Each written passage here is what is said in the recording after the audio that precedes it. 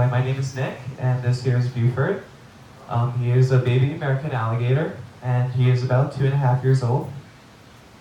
So the first fact I'd like to cover is their length and their size. So these guys they are actually the largest reptile in North America. Males can grow to be about 10 to 15 feet, and although females are smaller, they can still be pretty big at about 9 feet long on average. And their younglings, right after being hatched, are about 6 to 8 inches long.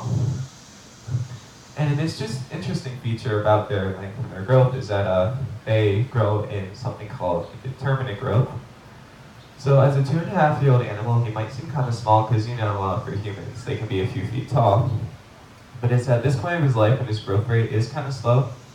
But in a few years, kind of at the same age, around 10 to 12, when humans reach puberty, his growth rate will pick up and he will eventually get to that 10 to 15 foot length. But as he gets even older, he usually reaches full growth at about 20 years old. His growth rate will slow down and eventually level off again. But it doesn't truly stop, he won't really truly stop growing. Like, it will be at a very small rate, but he'll be growing for the rest of his life, which is pretty cool. And then along with his size, his diet consists of a wide variety of foods. He can eat pretty much any type of animal, which includes mammals, birds, fish, insects, and even other alligators. And then when it comes to lifespan, there is kind of a gap between wild American alligators and those in captivity. So in the wild, they still live relatively long compared to other wild animals, but they can live to be about 30 or 40 years old. However, in captivity, this number is doubled. Their lifespans rival those of human beings, and they can live to be about 70 or 80. But unfortunately, with this longevity, there is somewhat of a downside, so I'll give some background first. The females lay about 20 to 50 eggs, but of these eggs, 80% don't make it past the age of 2, unfortunately. So because of this, the females are very protective of their young until they reach that 2-year-old age. But since they're very small and there's many natural predators out there, it's nearly impossible to save all of them, but the females do try their best.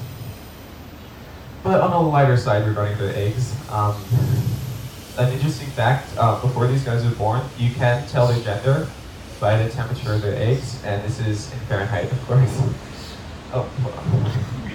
So if the temperature is 90 to 93, or anywhere in the low 90s, it'll be a male, and 82 to 86 degrees would mean a female, and anything in between, it can still be determined the gender, it just takes a bit more time. So when we get to habitat, these guys, their range encompasses pretty much the entirety of the southeastern United States. So they can live as far west as Texas, down to Florida, and their northern limit is usually North Carolina. And here, I'll walk down now. So the last topic I'd like to cover is the difference between American alligators and crocodiles. So starting off, crocodiles like more salty waters, while American alligators live in sort of fresh, swampy areas. So also in regards to habitat, crocodiles, although they can live in North America, they also have high numbers in Asia and Africa, while American alligators live solely in the southeast U.S. And then the final distinguishing factor is, this is commonly heard of as well. Oh my god. Still getting used to me, yeah. So the shape of their heads is also another way, and you might hear this a lot, but it's another way you can tell them apart. So for crocodiles, they have somewhat of a triangular shape to their head, sort of like the letter V, while alligators have heads similar in shape to the letter U. So all in all, that's pretty much it. I hope you enjoy learning about Buford and American alligators in general. So if you have any questions, now is a great time to ask. And thank you.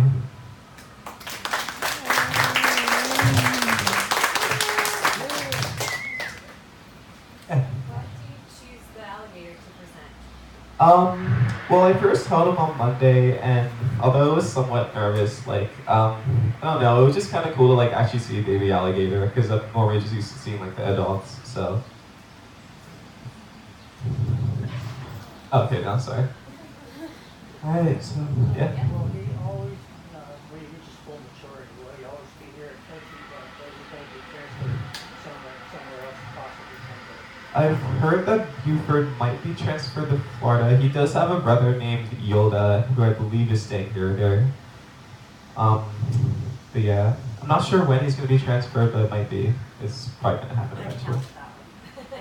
So we get our alligators from St. Augustine Alligator Farm, and we will get them when they're about a year old, and we'll keep them in our education department as ambassador animals until they're about maybe 4 feet in length. That takes about 5 to 6 years. They'll actually go onto the habitat on exhibit, and they'll live there for an additional maybe 5 years or so, and then when they're too big for the habitat, they'll go back down the floor. Yeah. Hey, that's good. Do you transport them yourselves, or does somebody come up and pick them up? We drive them down ourselves. We drive them down. Yep. That's cool. It's a long drive, but it's fun. Yeah. Question. Does he like to be pet in certain areas, or like how does I see you're holding him like that? But do you like to be touched in certain areas? I'm trying to pet on the smoother areas. Trying not to go close to his head. I just try to make it feel as bit threatening as possible. So I'm petting his tail right now, but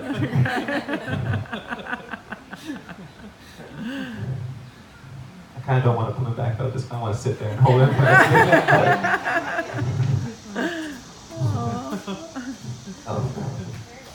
Yeah. Thank you.